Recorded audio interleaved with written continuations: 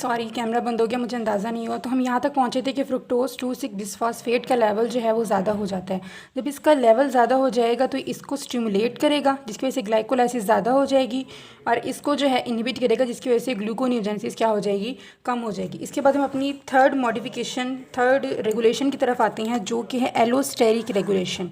ठीक है, allosteric regulation के अंदर हम देखेंगे एसिटाइल कोए के काम को। ठीक है, एसिटाइल कोए क्या करता है? एसिटाइल कोए जो है ना, एक्चुअली ये को एंजाइम है किसका? यहाँ पे जो एक एंजाइम हमारे पास है पायरुवेट कार्बोक्सिलेज। पायरुवेट कार्बोक्सिलेज क्या कर रहा था? ये इसको पायरुवेट को ऑक्सैलोएसीटेट के अंदर कन्वर्ट करा रहा था, जो फिर फॉस्फेनोल पायरुवेट के अंदर कन्वर्ट होना था इसमें। तो ये जो है को एंजाइम होता है पायरुवेट कार्बोक्सिलेज का।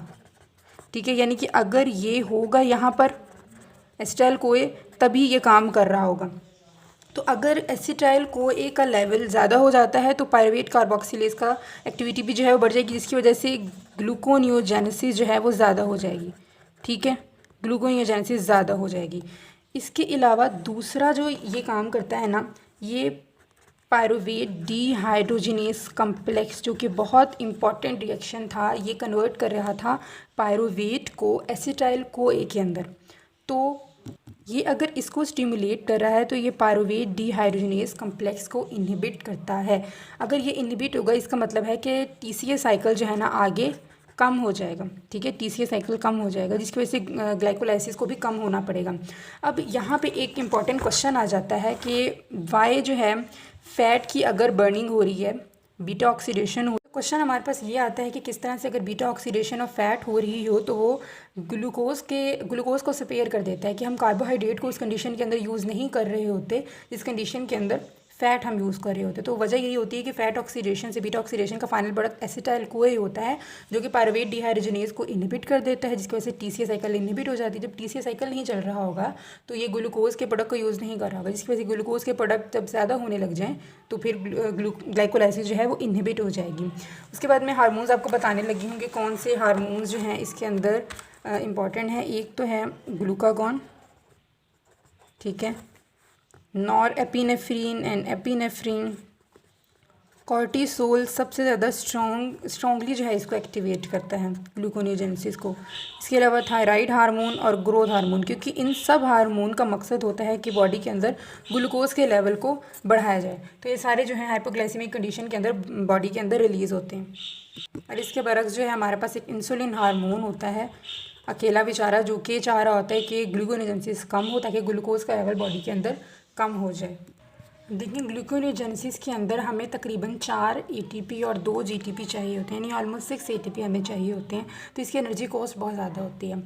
तो इसकी बिना पर हम ये कह सकते हैं कि अगर हम अपनी बॉडी से वैसे नॉर्मली कहा जाता है कि अगर हम अपनी डाइट से एक पार्ट ऑफ द फूड को हटा दें, मतलब हमारी बॉडी के अंदर मेनली जो हम डाइट लेते हैं प्रोटीन, कार्बोहाइड्रेट और फैट उसके अंदर होते हैं, तो अगर हम एक चीज़ को इसमें से एक्सक्लूड कर दें, फॉर एग्जांपल हम प्रोटीन को एक्सक्लूड कर दें और सिर्फ कार्बोहाइड्रेट और फैट अपनी डाइट के अंदर ले रहे हों, तो इससे रैपिडली जो है हमारी बॉडी का वेट जो है वो कम होता है।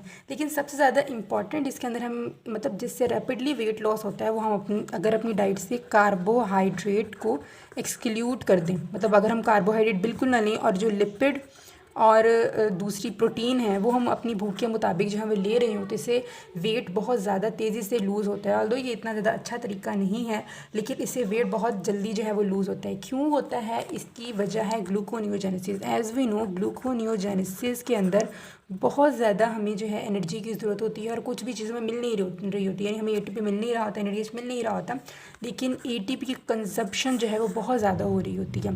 तो अगर हम अपनी डाइट से कार्बोहाइड्रेट को निकालेंगे, इसका मतलब है कि हम फिर कार्बोहाइड्रेट हमें चाहिए तो होंगे बॉडी में, ग्लूकोज तो चाहिए होगा, वो तो मेंटेन करना होगा, तो फिर वो हम कहाँ से लेंगे? हम प्रोटीन और फैट्स को जो है ब्रेक करके लेंगे। इसका मतलब है अगर हम कार्बोहाइड्रेट को अपनी डाइट से निकाल देते हैं तो फैट की बर्निंग जो है वो बहुत ज़्यादा बढ़ जाती है। ठीक है, और हाँ, वेट लॉस के अंदर जो है फैट की बर्निंग ही बहुत ज़्यादा इंपॉर्टेंट है।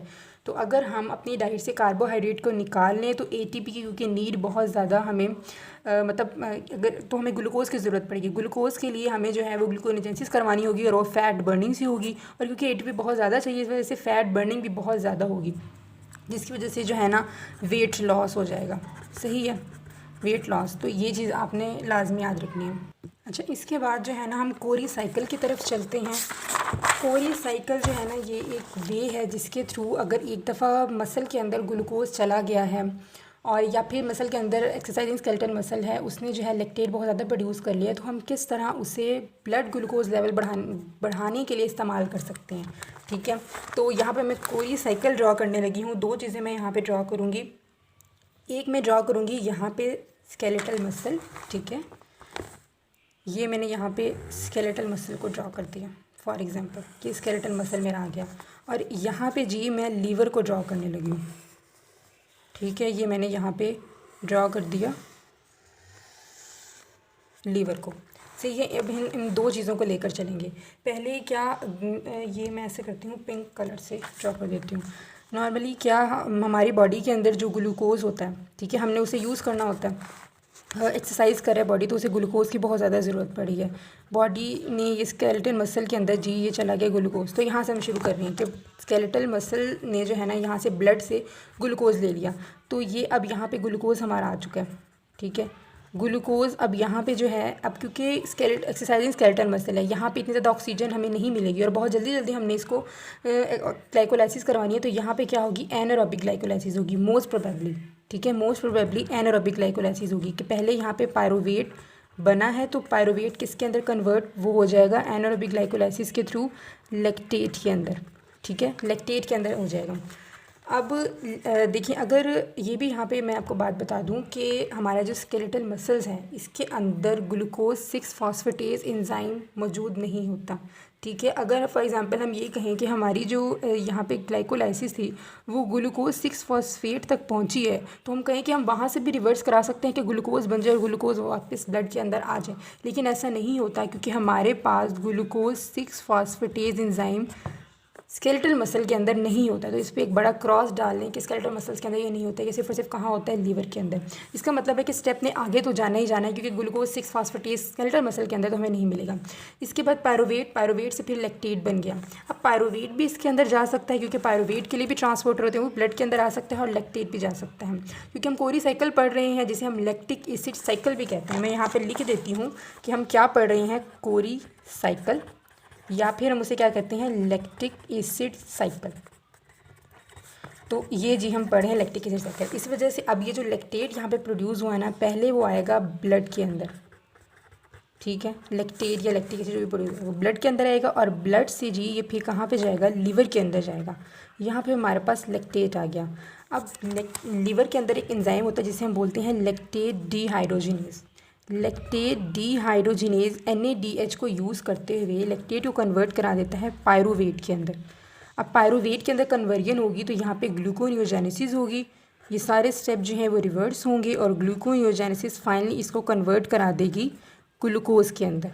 ठीक है, ग्लूकोनियोजेनेसिस तो आपको पहले बता चुकी हूँ, तो वह यहाँ पे दोबारा मैं नहीं बता रही। फाइनली क्या बन जाएगा हमारे पास, ग्लूकोज, और ग्लूकोज जो है वो दोबारा हमारे किधर आ जाएगा, ब्लड के अंदर। ठीक है, इस तरह से ये पूरा एक साइकिल बन गया। देखिए, ब्लड के अंदर से ग्लूकोज इसके अंदर चला गया, वापस नहीं आ सकता था। सिंपल तरीके से हमने क्या किया, लैक्टेट को इसके अंदर लिया, लैक्टेट फिर लीवर के अंदर आया, वहाँ लैक्टेट डिहाइड्रोजिनेज हो जिसने NADH को यूज़ किया। सही है, और यहाँ से पायरुवेट ग्लूकोनियोजेनेसिस हुई जिसकी वजह से ग्लूकोज बना और वापस वो ब्लड के अंदर चला गया। अब एक ये भी हो सकता है कि लैक्टेट ना आए, पायरुवेट आ जाए। ठीक है, पायरुवेट के लिए भी क्योंकि ट्रांसपोर्टर होते हैं तो यहाँ पे पायरुवेट भी हमारे पास आ सकता है। अब पायरुवेट यहाँ पे आएगा तो वो तो सिंपली डायरेक्टली लीवर के अंदर जाएगा और फिर इसकी ग्लूकोनियोजेनेसिस होगी। ग्लूकोजेनेसिस से दोबारा क्या बन जाएगा हमारे पास, ग्लूकोज, ब्लड ग्लूकोज को ये बढ़ा देगा। इसके बाद हमने एक और साइकिल पढ़ना है जिसको हम कहते हैं ग्लूकोज एलेनिन साइकिल। ठीक है, ग्लूकोज एलेनिन साइकिल मैं वो इस कलर से ड्रॉ करने लगी हूँ, इसलिए मैं यहाँ पे लिख भी इसी से रही हूँ। हम क्या पढ़ने लगे हैं, ग्लूकोज एलेनिन साइकिल। ये हमारे पेपर्स के लिए बहुत इंपॉर्टेंट है, इसलिए आपने इनको याद रखना है लाजमी। कोरी साइकिल तो वैसे ही बहुत इंपॉर्टेंट है, इसलिए इसके साथ साथ ग्लूकोज एलेनिन साइकिल भी इंपॉर्टेंट है। अब किस तरह से, मैंने आपको ग्लूकोनियोजेनेसिस के अंदर भी ये बात बताई थी कि पायरुवेट और एलेनिन के अंदर सिर्फ एक अमाइनो ग्रुप जो है ना उसका डिफरेंस होता है। एलेनिन के अंदर अमाइनो ग्रुप होता है यानी NH3 होता है, अमोनिया ग्रुप, और पायरुवेट के अंदर ये नहीं होता है। इसका मतलब है कि हम ट्रांसअमाइनेशन करके इनको इंटर कन्वर्ट कर सकते हैं। तो पायरुवेट में अगर ट्रांसअमाइनेशन मैं करवाऊँ TA का मतलब ट्रांसअमाइनेशन यहाँ पे करवाऊँ तो ये कन्वर्ट हो जाएगा एलेनिन के अंदर। ठीक है, यहाँ से कोई भी सोर्स हो जो कि इसे प्रोवाइड कर रहा है, ये अमोनिया, कोई भी सोर्स है जो इसको अमोनिया प्रोवाइड कर रहा है, तो ये किस में कन्वर्ट हो गया, एलेनिन। एलेनिन के लिए भी यहाँ ट्रांसपोर्टर होते हैं, वो सिंपल इसको ब्लड के अंदर निकाल देंगे। ठीक है, उसके बाद ये एलेनिन जो होगा ना हमारे लीवर के अंदर चला जाएगा। ठीक है, ये मैं यहाँ पे दिखा रही हूँ, एलेनिन कहाँ आ गया, हमारे लीवर के अंदर आ गया। उसके बाद लीवर के अंदर दूसरे ट्रांसअमाइनेजेस होते हैं जो कि एलेनिन से दोबारा जो अमोनिया इसके अंदर डाला था उसको रिमूव करा देते हैं। ठीक है, यहाँ पे भी ट्रांस अमाइनेजेस यूज़ होंगे जो कि इसको रिमूव करा देंगे। यहाँ पे हमारी अमोनिया जो है वो रिमूव हो गई है। अमोनिया जो है फिर लीवर के अंदर यूरिया साइकिल चल रहा होगा ना, तो यहाँ पे यूरिया साइकिल चल जाएगा, इसकी प्रॉब्लम नहीं क्योंकि यूरिया साइकिल इसको ख़त्म कर देगा। और यहाँ पे जो पायरुवेट प्रोड्यूस है अगेन जो है वो ग्लूकोनियोजेनेसिस होगी और दोबारा हमारा बॉडी का ग्लूकोज अटेन हो जाएगा। तो ये आपने अलग अलग याद करनी है। मैंने एक डायग्राम के अंदर आपको बता दिया है कि कैसे कोरी साइकिल चलता है, कैसे ग्लूकोज एलेनिन साइकिल चलता है, और बाकी पायरुवेट को हम किस तरह से यूज़ कर